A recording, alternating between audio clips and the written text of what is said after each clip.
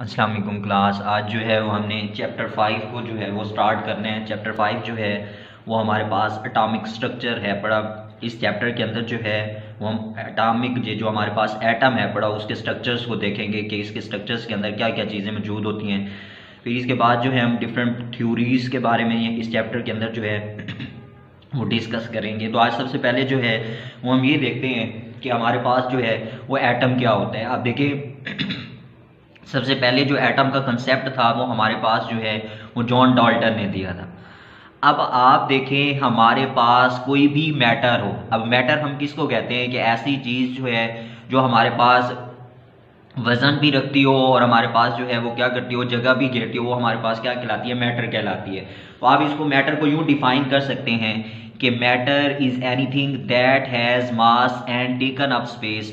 आपके पास ऐसी कोई भी चीज़ जो मास भी रखती हो और जगह भी आपके पास घेर रही हो वो आपके पास क्या कहलाती है, मैटर कहलाती है। अब मिसाल के तौर के ऊपर आप यही पेन ले लें तो ये आपके पास क्या है, बड़ा एक मैटर है। इसका कुछ ना कुछ जो है वो वजन है। अगर इसको रखें तो इसने ये वाली सारी जगह भी आपके पास क्या की हुई है, घेरी हुई है। तो ये चीज़ आपके पास क्या है, मैटर है। आप मोबाइल को लें, आप लैपटॉप को लें, आप चेयर को लें, टेबल को लें, जितनी भी चीज़ें हैं इस यूनिवर्स के अंदर, ऐसी चीज़ें जो आपके पास जो है जगह भी घेरी हो और उनका मास भी हो तो आपके पास वो क्या कहलाती हैं, मैटर कहलाती है। इवन जो है अगर आप अपने आप को ले लें तो आप भी एक क्या हो, मैटर हो। आप में से हर किसी का किसी न किसी का जो है वो 40 किलो वजन होगा, किसी का 70 किलो होगा, किसी का 80 किलो होगा। और फिर जब आप बैठते हैं तो आप जगह भी घेर रहे होते हैं। तो आपके पास क्या है पड़ी, ये सारी एग्जाम्पल्स हमारे पास क्या है पड़ी, मैटर की हैं पड़ी। अब हम मैटर को क्यों डिस्कस कर रहे हैं, आप ये देखें कि आपके पास जो भी मैटर है वो हमारे पास क्या होता है, मेड अप ऑफ एटम होता है। कि आपके पास कोई भी मैटर है इस यूनिवर्स के अंदर वो हमारे पास क्या है पड़ा, मेड अप ऑफ एटम्स है पड़ा, कि वो एटम से मिलके आपके पास क्या होता है, मैटर बना होता है। तो इसका ये मतलब हो गया कि मैटर को बनाने के लिए जो छोटी एक चीज है पड़ी वो हमारे पास क्या है, एटम है। एटम ही मिलके वो हमारे पास क्या बनाते हैं, मैटर बनाते हैं। अब जैसे मैंने आपको बताया कि सबसे पहले जो है वो एटम के बारे में जो कंसेप्ट जो है वो हमारे पास क्या दिया था, जॉन डाल्टन ने दिया था। तो जॉन डाल्टन ने जो है वो हमारे पास जो है वो एक थ्योरी दी थी। उस थ्योरी के बारे में जो है वो हम डिस्कस करते हैं। तो जॉन डाल्टन की थ्योरी क्या, जो पहला जो पॉइंट था वो ये कहता था कि आपके पास जो एटम है बड़ा is considered as the smallest indivisible particle of the matter. कि आपने ये बात यहाँ पे हमने देखी कि मैटर जो है वो हमारे पास मेड अप ऑफ एटम होता है। तो डाल्टन ने जो अपनी थ्योरी दी थी उसके अंदर वो ये कहता था कि भाई एटम जो है वो स्मॉलेस्ट पार्टिकल है बड़ा, लेकिन स्मॉलेस्ट पार्टिकल के साथ साथ वो हमारे पास क्या है बड़ा, इंडिविजिबल पार्टिकल है। इंडिविजिबल पार्टिकल का ये मतलब है कि आप उस एटम को मजीद डिवाइड नहीं कर सकते। ये सबसे छोटा पार्ट जो है यही आपके पास एटम है। एटम मजीद जो है वो आपके पास डिवाइड नहीं होता। तो आपके पास जो है पहला जो डाल्टन थ्योरी का जो पॉइंट था वो ये था कि an atom is considered as the smallest indivisible particle of the matter. या आप इसको यूं भी कह सकते हैं कि एटम जो है वो consider to be the ultimate particle which could not be divided further. कि आप इसको मजीद फर्दर जो है वो आप इसको डिवाइड नहीं कर सकते। तो आपके पास जो है ये इसका पहला पॉइंट था। आप दूसरा पॉइंट इसका देखें और दूसरा पॉइंट ये आ रहा है कि each element consist of a unique kind of atoms have identical mass. कि आपके पास जो है कोई भी एलिमेंट है बड़ा वो आपके पास जो है वो कंसिस्ट करते हैं unique kind of atoms and have the identical mass. अब इसका क्या मतलब है, आप देखें आप कोई भी एलिमेंट जो है आप पीरियोडिक टेबल में देखते हैं, जैसा कि फॉर एग्जांपल आप देखें हमारे पास क्या है बड़ा, कार्बन एलिमेंट है। हमारे पास क्या है, कार्बन एलिमेंट है। आप इस कार्बन एलिमेंट को देखें तो इसके अंदर जो है आपके पास जो है वो कार्बन एटम्स ही मौजूद होंगे। इसके अंदर और कोई भी एटम जो है वो मौजूद नहीं होगा। तो इसका ये मतलब है कि कोई भी एलिमेंट हमारे पास क्या था, कार्बन एलिमेंट था। अब वो consist of a unique kind of atom. Unique kind of atom का यही मतलब है कि अगर कार्बन एलिमेंट है तो उसके अंदर जो एटम्स होंगे वो कार्बन के ही मौजूद होंगे। ये नहीं होगा कि वहां पे जो है वो हाइड्रोजन के एटम्स होंगे। फिर उसके बाद दूसरा पॉइंट इसी का ये था कि आइडेंटिकल मास, कि आपके पास उनका क्या होगा, आइडेंटिकल मास होगा। आप ये देखें कि कार्बन के एटम जो है यहाँ पे मौजूद है, ये एक कार्बन का एटम है, ये हमारे पास दूसरा कार्बन का एटम है, ये तीसरा है, ये चौथा है। अब ये सारे एटम्स जो है वो कार्बन के मौजूद हैं। तो इनका आपके पास क्या होगा, आइडेंटिकल मास होगा। ये देखें ये भी आपके पास इसका मास 12 होगा, इसका भी 12 होगा, इसका भी 12 होगा, इसका भी 12 होगा। ये नहीं होगा कि इसका मास जो है वो 12 है तो इसका 10 होगा, नहीं।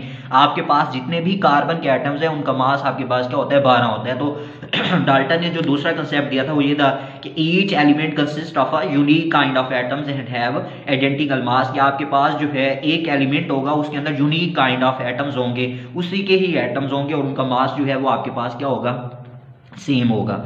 फिर इसके बाद जो है हमारे पास डाल्टन ने जो है वो एक और कंसेप्ट दिया और थर्ड पॉइंट था कि आपके पास atom of a different elements have different properties, कि आपके पास जो एटम है पड़ा उसके अंदर जो है जो भी एटम्स है उसके अंदर जो है वो हमारे पास उसकी प्रॉपर्टीज जो हैं वो डिफरेंट आएंगी। जैसा कि आप देखें आपके पास जो है वो हाइड्रोजन है पड़ा, आप देखें हाइड्रोजन एटम है उसका मास आपके पास क्या है पड़ा 1 AMU है पड़ा।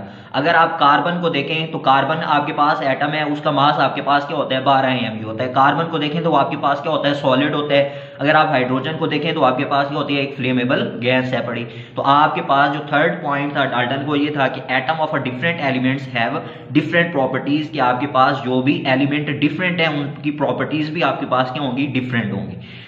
इसके बाद जो है वो और बहुत सारे पॉइंट्स थे लेकिन हम उनकी तरफ नहीं जाते मजीद। अब आप देखें हम थोड़ा सा लिमिटेशन ऑफ डाल्टन थ्योरी की तरफ आते हैं कि हमारे पास जो लिमिटेशन ऑफ डाल्टन थ्योरी है वो हमारे पास क्या है। अब लिमिटेशंस के अंदर जो है सबसे पहली बात जो है वो हमारे पास ये आ रही है कि आप देखिए सबसे पहला पॉइंट जो हमने डिस्कस यहाँ पे किया है उसके अंदर हमने ये बात की कि आपके पास डाल्टन कहता था कि atom is considered as the smallest indivisible particle of matter, कि आपके पास जो एटम है वो एक तो स्मॉलेस्ट है, दूसरा आपके पास क्या है इंडिविजिबल पार्टिकल है, कि आप मतलब उसको मजीद डिवाइड नहीं कर सकते। तो ये आपके पास डाल्टन थ्योरी के अंदर जो है वो उसकी क्या थी लिमिटेशंस थी, कि आगे चल के जैसे ही जो है वो मॉडर्न कंसेप्ट आए तो वहां से हमें जाके पता चला कि एटम जो है वो हमारे पास क्या है पड़ा डिविजिबल होता है, कि आप उसको जो है मजीद डिवाइड कर सकते हैं। तो आपके पास जो है एटम इज फर्दर सब डिवाइडेड, यही हमारे पास जो है वो डाल्टन थ्योरी की क्या थी लिमिटेशंस थी।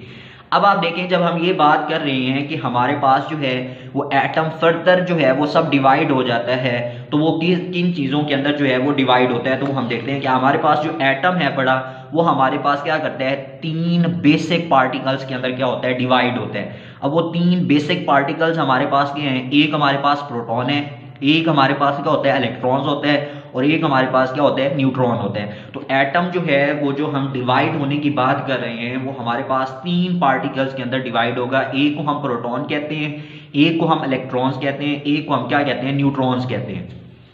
अब आप देखें यहाँ पे जो है वो एक मैंने एटॉमिक स्ट्रक्चर जो है एटम का जो है वो स्ट्रक्चर ड्रा किया हुआ है। अब आपके पास कोई भी एटम हो उसके सेंटर के अंदर जो है वो हमारे पास क्या होता है न्यूक्लियस होता है। अब ये देखें ये जो मैंने रेड से ये सर्कल लगाया हुआ ये हमारे पास क्या है बड़ा न्यूक्लियस है। अब इस न्यूक्लियस के अंदर जो है वो मैंने जो है वो डॉट लगाए हुए हैं, एक को मैंने रेड से रिप्रेजेंट किया हुआ है, एक को मैंने क्या किया हुआ है ब्लू से किया हुआ है।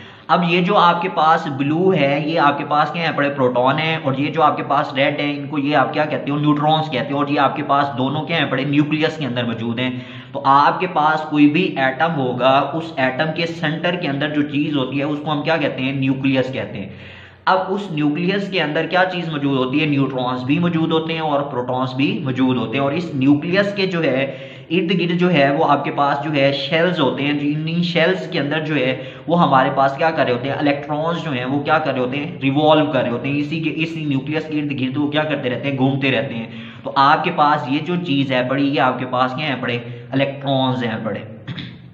अब हमारे जहन में ये बात आई कि जो डाल्टन कह रहा था कि हमारे पास जो है वो एटम फर्दर आप उसको डिवाइड नहीं कर सकते, लेकिन हमने देखा कि एटम हमारा क्या हो जाता है डिवाइड हो जाता है। किधर डिवाइड होता है 3 बेसिक पार्टिकल्स के अंदर होता है, मजीद भी और भी पार्टिकल्स हैं लेकिन बेसिक जो हैं वो हमारे पास क्या हैं प्रोटॉन्स हैं, इलेक्ट्रॉन्स हैं और फिर हमारे पास क्या है बड़े न्यूट्रॉन्स हैं बड़े। अब जब आप कोई भी एटम लेते हो उसका स्ट्रक्चर ड्रा करते हो तो आपके पास सेंटर के अंदर जो चीज मौजूद होती है उसको हम क्या कहते हैं न्यूक्लियस कहते हैं और उसी न्यूक्लियस के अंदर क्या होता है न्यूट्रॉन्स मौजूद होता है और हमारे पास क्या होता है प्रोटॉन्स मौजूद होते हैं। फिर उसके बाद जो है इस न्यूक्लियस के इर्द गिर्द जो है वो शेल्स होते हैं, इन्हीं शेल्स के अंदर जो है वो आपके पास इलेक्ट्रॉन्स क्या होते हैं मौजूद होते हैं। अब आप देखें आपके पास जो है ये जो आपका एटम था वो 3 बेसिक पार्टिकल्स के अंदर क्या हो गया डिवाइड हो गया। अब हम इन्हीं की थोड़ी सी देखते हैं। आप देखें प्रॉपर्टीज के बारे में देखते हैं कि प्रोटॉन जो है इसको आप P से रिप्रेजेंट करते हैं और इसके ऊपर जो है वो आपके पास क्या होता है, पॉजिटिव चार्ज होता है। आप इस तरीके से प्रोटॉन को भी क्या कर सकते हो, रिप्रेजेंट कर सकते हो पॉजिटिव चार्ज से। फिर उसके बाद देखिए इलेक्ट्रॉन जो है इसको आप E से रिप्रेजेंट करते हो और अगर आप इसको यहाँ पे नेगेटिव लगा दें तो इसका ये मतलब होता है कि इलेक्ट्रॉन्स जो है वो हमारे पास क्या है, नेगेटिवली चार्ज है, इनके ऊपर क्या होगा, नेगेटिव चार्ज होगा। प्रोटॉन्स हमारे पास क्या है, पॉजिटिवली चार्ज हैं बड़े, इनके ऊपर क्या होता है, पॉजिटिव चार्ज होता है। फिर उसके बाद देखें न्यूट्रॉन, न्यूट्रॉन को जो है वो हम N से रिप्रेजेंट करते हैं और इनके ऊपर जो है कोई भी चार्ज नहीं होता, ये हमारे पास क्या होते हैं, न्यूट्रल्स होते हैं। तो आपके पास जो है इलेक्ट्रॉन्स जो हैं उनके ऊपर नेगेटिवली चार्ज होता है, प्रोटॉन जो है उनके ऊपर पॉजिटिवली चार्ज होता है, न्यूट्रॉन जो है वो हमारे पास क्या होते हैं, न्यूट्रल्स होते हैं, उनके ऊपर जो है वो कोई भी चार्ज नहीं होता। तो आप देखें आपका जो एटम्स था, सब एटॉमिक पार्टिकल्स जो हैं, अब आप देखें सब एटॉमिक पार्टिकल्स आपके पास क्या कौन कौन से आ गए हैं, वो आपके पास जो है वो प्रोटॉन्स आ गए, ठीक है, इलेक्ट्रॉन्स आ गए और फिर आपके पास क्या आ गया, न्यूट्रॉन्स आ गए। तो आप जो है सब एटॉमिक पार्टिकल्स को जब डिफाइन करते हैं तो फिर आप ये कहते हैं कि particles that are smaller than atoms, यहाँ पे मैं लिख देता हूं कि particles that are smaller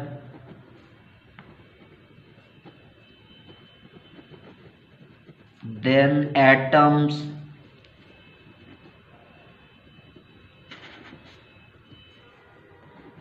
called subatomic